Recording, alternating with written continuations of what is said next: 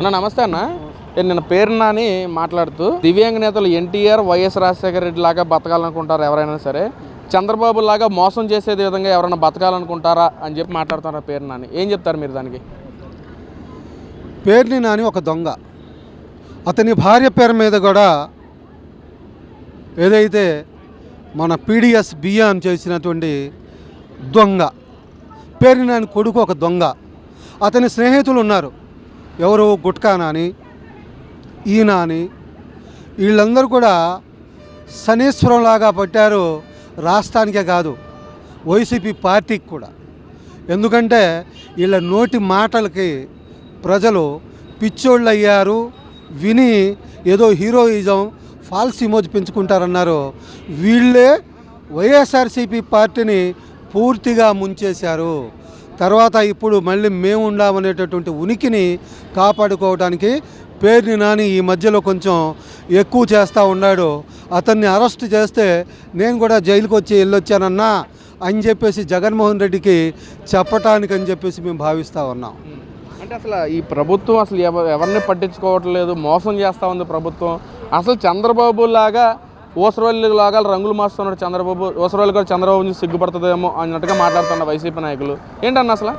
చెప్తానండి. ఇంతకుముందు దివంగత నేత రాజశేఖర రెడ్డి లాగా, మహానేత మన అన్న ఎన్టీఆర్ లాగా బతకాలి, చంద్రబాబు నాయుడు లాగా బతకూడదు అనేది భావన చెప్పారని చెప్పారు. దీనికి పూర్తిగా రివర్స్ వాళ్ళు.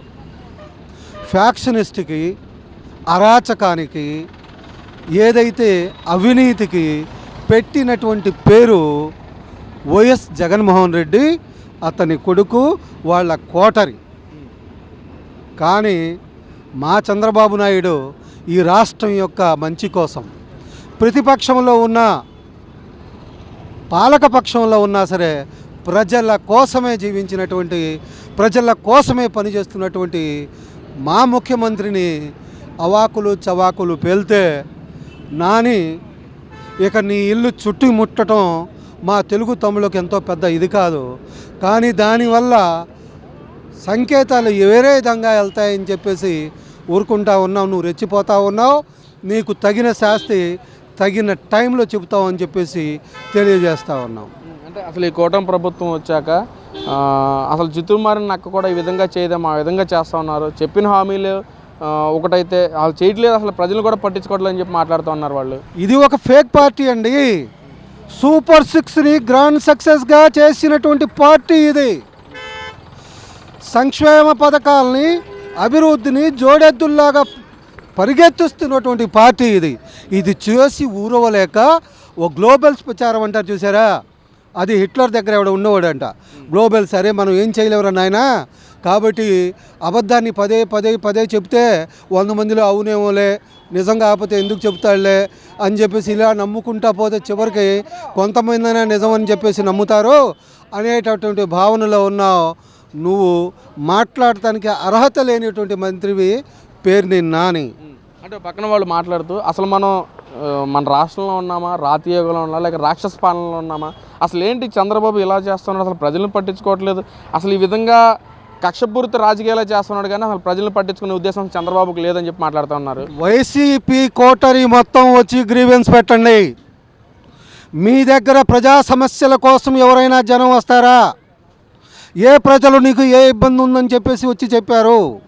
నువ్వు అనవసరంగా గ్లోబల్ ప్రచారం చేయటమే తప్పితే ఈ రాష్ట్రాన్ని పేరెత్తి చెప్పడానికి కానీ పేరు పెడతానికి కానీ వైసీపీ పార్టీలో ఉన్న ఒక నానికి కాదో జగన్మోహన్ రెడ్డికి కూడా అర్హత లేదు అని చెప్పేసి చెప్తా ఉన్నాం. అంటే పక్కన అసలు ఈ కూటమి ప్రభుత్వానికి అబద్ధాలు చెప్పడం అలవాటు అయిపోయింది. అసలు మా ప్రభుత్వంలో ఏదైతే అన్ని పథకాలు కానీ, ఏదైతే చదువుకున్న వాళ్ళకి జాబ్స్ కానీ టైం టు టైం కల్పించాం, నవరత్నాలు కూడా ఇప్పుడు టైం టు టైం నొక్కారు. అంటే జగన్మోహన్ రెడ్డి గారు ఉన్నప్పుడు ఈ నెల కాకపోతే ఈ నెల ఈ బటన్ నొక్కుతారు, వచ్చే నెల ఇంకో బటన్ నొక్కుతారని చెప్పి ప్రజలందరూ అనుకున్నారంట. కానీ చంద్రబాబు అలా చేయట్లేదు, అసలు ప్రజలు మోసం చేస్తారని చెప్పి ముఖ్యంగా మాట్లాడుతూ ఉన్నారు. నువ్వు బటన్ ఎందుకు నొక్కావు? పరదాలు కట్టుకొని వెళ్ళేటప్పుడు కూడా నీకు భయం. ప్రజా సమస్యలు కానీ ప్రజలకు కూడా కానీ నువ్వు ఓదార్పు యాత్రతో వచ్చావే తప్పితే నువ్వు పరిపాలనలో ఉన్నప్పుడు నువ్వు ప్యాలెస్ దిగల. కాబట్టి నువ్వేం చెప్తావు? ప్రజల్లోకి సమస్యలు వెళ్తలేదని చెప్తావు, కానీ ప్రజలు ప్రతి అంశాన్ని కూడా మా లోకేష్ బాబు గారు ఏదైతే పవన్ కళ్యాణ్ గారు ఎప్పటికప్పుడు గ్రీవెన్స్ నిర్వహిస్తూ ఉన్నారు. ప్రతి ఎమ్మెల్యే కూడా ప్రతి అంశాన్ని చట్టబద్ధంగా స్థానిక నాయకులతో కూడి సమస్యలను పరిష్కారం చేస్తూ ఉన్నారు. కానీ నీలాగా నువ్వు ఒక ఫేక్ పార్టీ, నీ పార్టీ పేరు వైఎస్ఆర్సిపి, అది నువ్వు స్థాపించిన పార్టీ కాదు, దొంగలించిన పార్టీ అని చెప్తారు. యువజన శ్రామిక రైతు కాంగ్రెస్ పార్టీ. నువ్వు యువజనులకు ఏం చేశావు? శ్రామికులకు ఏం చేశావు? రైతులకేం చేశావు? నీ పార్టీ మనుషుల కన్నా ఏమన్నా చేసావా? ఏమీ లేదే. 3 నెలలకు ఒకసారి ప్రజాధనంతో ఒక విమానం ఎక్కించుకొని వెళ్తాం, నీ డబ్బును విదేశాల్లో హవాలా మార్గాల్లో పంపించుకోవటం, ఇది తప్పితే నువ్వు చేసింది కాదు. దీన్ని బట్టి నువ్వు చేసింది వ్యాపారం, పరిపాలన కాదు.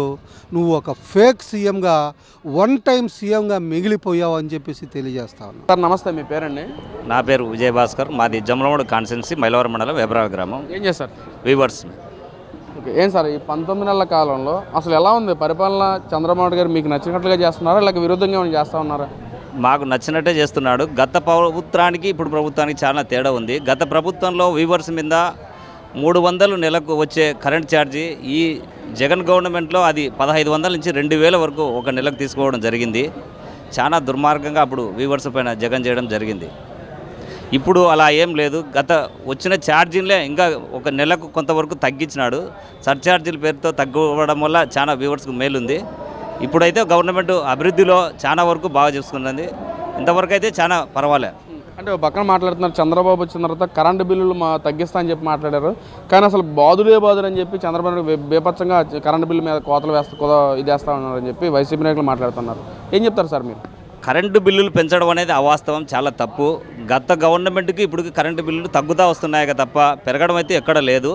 ఈ వైసీపీ వాళ్ళు అభివృద్ధి ప్రచారాలతో ప్రజలను మభ్యపెట్టాలని చూస్తున్నారు. అది చాలా తప్పు. ప్రజలకు అందరికీ గత అనుభవాలు గుర్తుండాయి. దానివల్ల ఎలాంటి ఇబ్బంది లేదు. వైసీపీ వాళ్ళు ఎన్ని అబద్ధాలు చెప్పినా దానివల్ల జరిగేది ఏం లేదు. ప్రజలందరూ చైతన్యవంతులు. అందరికీ ఏం చేయాలనో, ఎక్కడ డెవలప్మెంట్ జరుగుతుందో ప్రతి ఒక్కరికి తెలుసు. అందువల్ల అబద్ధాలు చెప్పి మళ్ళీ జగన్ మోసం చేయాలనుకోవడం చాలా తప్పు. అంటే అసలు జగన్మోహన్ రెడ్డి కానీ మన రాష్ట్రంలో గత 5 ఏళ్ల పాలనలో కానీ సీఎంగా అవ్వకపోయి ఉంటే అసలు మన రాష్ట్రం డెవలప్మెంట్ అయ్యేది కాదు. జగన్మోహన్ రెడ్డి చేసిన డెవలప్మెంట్నే చంద్రబాబు తన అకౌంట్లో వేసుకుంటున్నాడు, క్రెడిట్ చోరీ చేస్తున్నాడని చెప్పి వైసీపీ నాయకులు మాట్లాడుతూ జగన్మోహన్ రెడ్డి గారు మాట్లాడుతున్నారు. ఎలా చూడొచ్చు అంటారు? అసలు జగన్మోహన్ రెడ్డి చేసిన క్రెడిట్నే చంద్రబాబు గారు తన అకౌంట్లో వేసుకుంటా ఉన్నారా? జగన్ చేసిన క్రెడిట్ చంద్రబాబు వేసుకుంటే భవిష్యత్తే ఉండదు. ఎందుకంటే ఎక్కడ చూసినా అరాచకమే, ఎక్కడ చూసినా మర్డర్లు, మానభంగాలు, రోడ్లు చూసి ఎక్కడ చూసినా విపరీతమైన గుంతలు. ఈ పొద్దు ఎక్కడ చూసినా గుంతలనే రోడ్డు లేదు. కానీ ఒక లేడీస్ కూడా స్వేచ్ఛా వాతావరణంలో తిరుగుతున్నారు. ఎక్కడ రౌడీజం అణచివేయడం జరిగింది. అందువల్ల ఆ క్రెడిట్ వేసుకుంటే భవిష్యత్తే పార్టీకి ఉండదు. కాబట్టి జగన్ గారి భవిష్యత్తు గురించి ఆలోచన చేయాల్సిన అవసరం చంద్రబాబుకు లేదు. అంటే ఏదైతే రైతులకు ఉపయోగపడే వెలుగొండ ప్రాజెక్టు విషయంలో కూడా జగనే చేశాడు, కానీ ఇప్పుడు కూడా చంద్రబాబు తన అకౌంట్లో వేసుకుంటానికి ప్రయత్నిస్తూ ఉన్నాడు, క్రెడిట్ చోరీ చేస్తానని చెప్పి మాట్లాడుతున్నారు. ఏం చెప్తారు సార్ మరి? గత ప్రాజెక్టుల గురించి చెప్పాలంటే పోలవరం కూడా అప్పుడే మేము అంతా 80% కట్టినాము, మాకు తెలియదని మినిస్టరే సాక్షాత్ చెప్పినారు. కానీ ఇప్పుడు గవర్నమెంట్ ఈ సంవత్సరంలో పూర్తి చేస్తారని ఖచ్చితంగా చెప్తున్నారు. చెప్పినా చెప్పకపోయినా ఇది చేసుకుంటే ప్రభుత్వం కాబట్టి చాలా వీలైనంత తొందరగా ప్రాజెక్టులు అన్నీ పూర్తవుతున్నాయి. అందువల్ల ఎక్కడ కూడా అబద్ధాలు చెప్పాల్సిన గవర్నమెంట్కు అవసరమే లేదు. ఇదంతా ప్రజలు గమనిస్తున్నారు.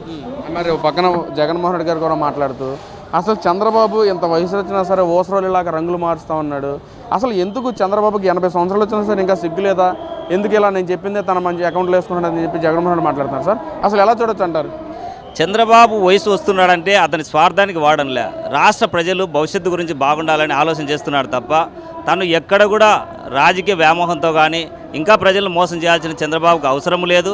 అలాంటి ఆలోచన చేసే వ్యక్తి కాడు, విజయనున్న నాయకుడు. కాబట్టి ఈరోజు రాష్ట్ర ప్రజలు నా మీద పెట్టుకున్న నమ్మకాన్ని నిలబెట్టుకున్న కోసం ఆయన ఎంత పోరాడుతున్నాడో, ఎంత ప్రయత్నం చేస్తున్నాడో. ఐటీ విద్యార్థులంతా ఎంతోమంది నిరుద్యోగులు ఉన్నారు కాబట్టి వాళ్ళ కోసం నారా లోకేష్ కూడా నిరంతరం కష్టపడుతున్నాడు. అదంతా రాష్ట్ర ప్రజలు గమనిస్తున్నారు. కాబట్టి ఇవన్నీ అబద్ధాలు చెప్పినా జగన్ మాట, వైసీపీ మాట నమ్మే పరిస్థితిలో ప్రజలు ఎవరూ లేరు.